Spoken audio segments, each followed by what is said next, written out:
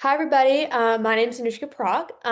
I am zooming in from New Jersey, and I decided to research media's impact on the growth of the WNBA because my dream is to be a sports broadcaster. So I was really interested in the relation between how the intentional decisions made by media can have sort of a domino effect on a league's ability to sort of grow and become a reputable organization. And I specifically saw that with the WNBA because of something called the Caitlin Clark effect, which I'm going to get into a little bit later in this presentation. And also my mentor during this project was Sam.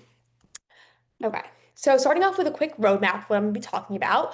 I'm going to start with an introduction to the history of women's basketball, just to quickly run down how the WNBA was created to sort of set up a foundation for the rest of this presentation.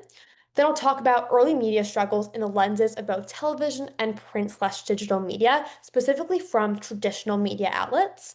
Um, then I'll go into the rise of social media and how social media became a tool to combat the lack of media coverage from those traditional media outlets. Then we'll talk about the Caitlin Clark effect and sort of the current media landscape, and finally, the conclusion. So, to start off with my thesis statement for this project, it's obviously a bit lengthy, but to sort of break it down into a few key characteristics of it. So, the early stages of the WNBA had a lot of widespread enthusiasm and interest amongst fans and supporters. However, that momentum ultimately proved difficult to sustain due to a lack of consistent television and print and digital media coverage.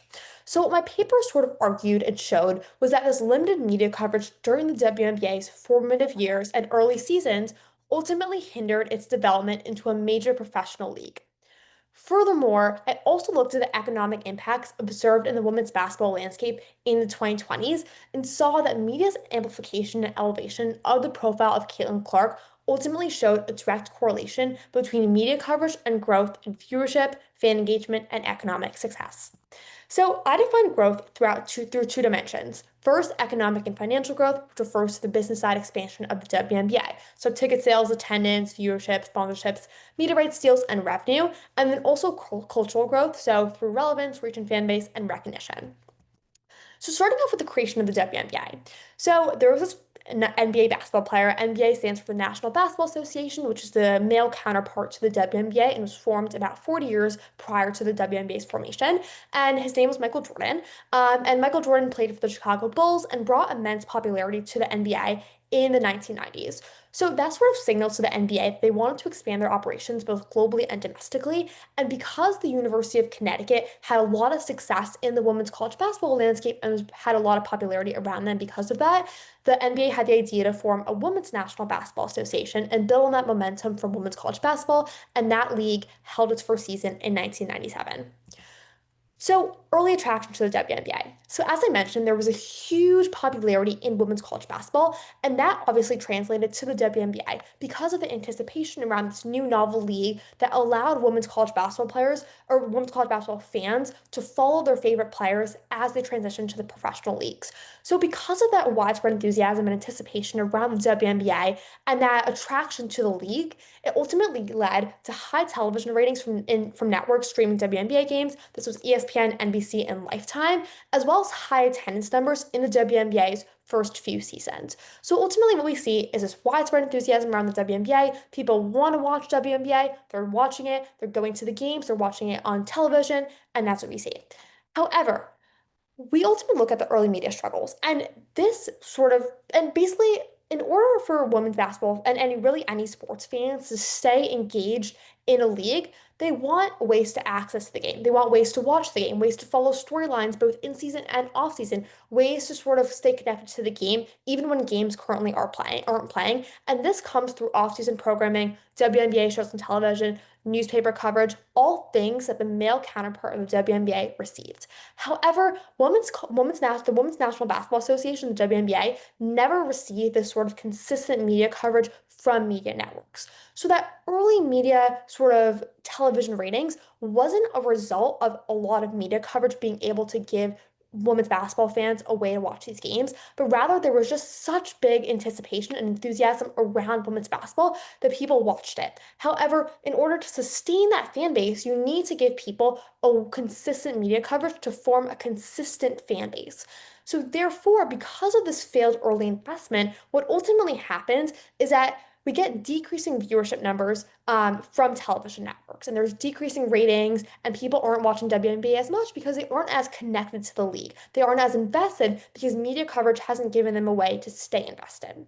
So, because of those decreasing viewership numbers, media networks are obviously in a money-making business. So, for them, if there aren't as many viewership numbers and high ratings for a certain league, they're going to pull back coverage.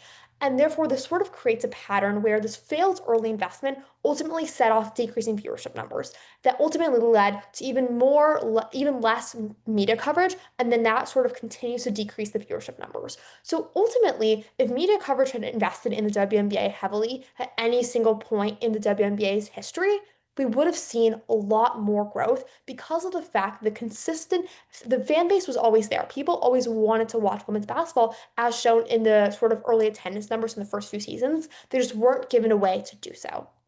And this sort of continues through the 2020s and 2010s and 2020s.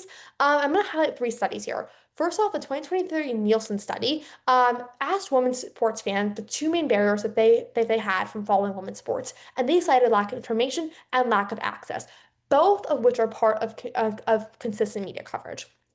A 2021 USC study also said that 5.1% of sports coverage on local LA stations focused on women's sports, meaning that 95% of that sports coverage focused on men's sports. And also, 80% of televised sports news and highlight shows included no segments of women's sports. This included highlight shows like Sportsnet, SportsCenter on ESPN, which is one of the most famous sports news shows.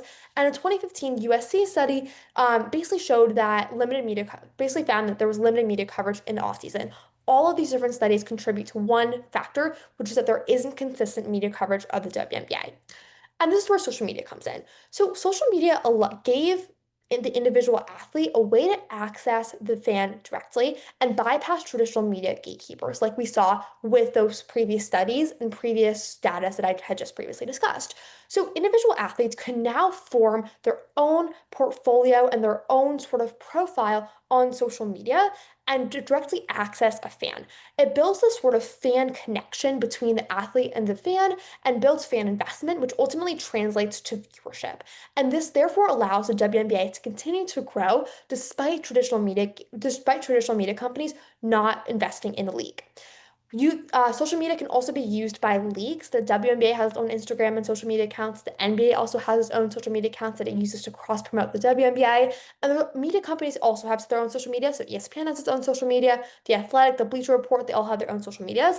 However, once again, they fail to cover the WNBA on those social media accounts, once again showing how traditional media companies have failed to invest in the league. However, nevertheless, social media has offered a really valuable sort of avenue for individual athletes and leagues to continue to grow the league despite the lack of investment and consistent media coverage from these traditional media outlets. And this sort of mounting pressure on social media, or the sort of like mounting popularity of women's basketball from social media outlets grew into this pressure on newspaper companies to expand their WNBA coverage, ultimately leading to outlets like the Bleacher Report and The Athletic expanding their WNBA coverage through adding more writers and also adding dedicated WNBA columns during the 2020s. And also, media startups like The Gist and Just Women's Sports also started arising to sort of once again provide WNBA coverage. And this sort of takes us into the Caitlin Clark effect. So, Caitlin Clark is a current WNBA player, but she gained a lot of popularity in her college career at the University of Iowa.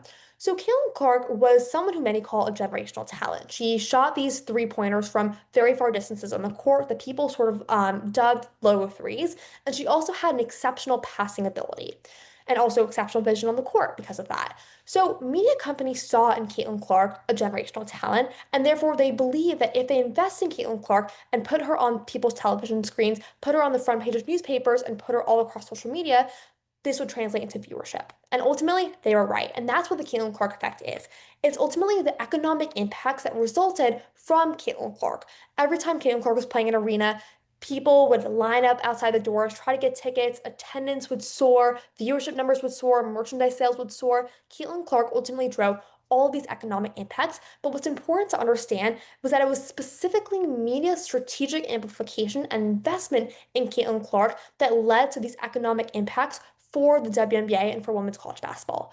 These leagues were able to grow because media finally chose to invest in the WNBA and in a player that they saw as a generational talent. And what's also important to note is that Caitlin Clark is not the only generational talent of her kind. There have been many other WNBA players who have also sort of found a lot of success. And people like Kelsey Plum, who held the scoring record before Caitlin Clark had broke it in her college career, she could have been someone who media could have invested in. And ultimately, this takes us to our conclusion. And it's that if media invests in the WNBA and invests in women's sports, we ultimately see these leagues can grow. And it shows us how powerful media is in controlling the growth of these leagues and allowing leagues to turn into reputable organizations. The WNBA's growth was stunted for a long time, but finally media is investing in it, and we've continued to see how more WNBA games, besides beyond just Caitlin Clark's games, are continuing to being streamed. Yes, Caitlin Clark, it took a while for media to finally invest, but Caitlin Clark provided the opportunity for women's basketball to continue to grow, and it's going to be a trend that we continue to see in years to come. Thank you. Awesome. Thank you so much, Anoushka. That was so interesting. I feel like everyone was kind of aware of the Caitlin Clark thing that happened. And so my first question is, do you think the media's role in amplifying her profile could be replicated for other players to grow the league further? Yeah, I definitely think so. I think that just sort of like thing off the top of my head, there are people like Juju Watkins, who currently plays for the University of Southern California in women's college basketball, that also has a similar great playing ability and talent. And yes, Caitlin Clark is unique in many ways, but there are also other players who are unique in similar ways to Caitlin Clark, and even different ways too in the way that they approach the game of basketball. It's all about media choosing to invest. And like I said, like there have been missed opportunities in the past where WNBA or where media companies could have invested in the WNBA to sort of grow, or could have invested in players to sort of grow the WNBA, but they failed to. So I think that there have always been opportunities they've just missed it, and Caitlin Clark was the first time they actually recognized it and sought to act on that opportunity. Awesome. Yeah. If you were in charge of the WNBA marketing, what would you do differently? It's a great question. I think that I would say like first off, like Caitlin Clark has sort of cemented herself as the face of women's basketball just because of the way that media has sort of played her. So I think that it's really important to sort of play off that. I think it's also important to, you know that when the viewers going to come every time Caitlin Clark is playing. So I think that sort of strategically setting up different cues to help, like fans recognize other players in the league, like whether it's like making commercials, like during the commercial breaks that are with like other players to sort of like highlight their outside of basketball sort of side and their charisma and their personalities that sort of builds this like fan investment, or whether it's just sort of like highlighting like statistics or like having broadcasters like highlight statistics of like different players on different teams that are playing Caitlin Clark, to sort of just show their talent. And I think that really just I think it's important to sort of understand the landscape and understand that Caitlin Clark is driving a lot of viewership and that people want to watch her when she's on the screen. And I think it's therefore important to sort of play off of that and find ways to amplify other players when people are watching Caitlin Clark. Yeah, so sort of building off of her kind of fame. Yeah. Do you know of any other sports that have done this well for like women, the women equivalent? I don't know if you've looked into other sports at all. Yeah, I primarily focused on women's basketball. I think that Caitlin Clark is sort of like the most well-known example of this. I think it's also interesting. I mean, even though this isn't in women's sports, it's sort of more in men's sports, but even for the counterpart of the NBA, it did take them honestly a while as well to sort of hit a level of fame that kind of came with Michael Jordan, and that was in the 1990s, about like 45, 50 years after the NBA was founded, which is like when he sort of brought a similar popularity as Caitlin Clark did. But I think that in more modern times, I think she's been the most like prominent example that sticks out to me. But I'm sure there have been other players as well. I just haven't researched that.